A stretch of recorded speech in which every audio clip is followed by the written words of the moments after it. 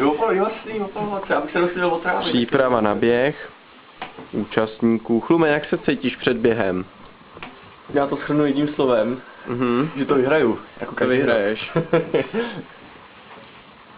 Což nebylo jedno slovo, ale to je jedno. Neme, a co ty? Jaký máš pocity? Já nevím, až potom. Až potom, myslíš, že tam bude velká zima? Hodně velká. A už je tady Ivoš.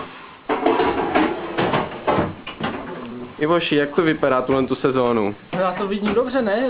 Voda 25, vzduch 30, já myslím, že žádný problém. Tak to je ideální. Myslíš, že ti bude velká zima? Já spíš doufám, že se v té vodě nespotím jako. Tak to jo. A prý to tady jako výřivka, jo? No jasně, a tam to je ještě teplejší. Jo, to je paráda. Takže jako minulý týden v plavičáku v Kolíně. No.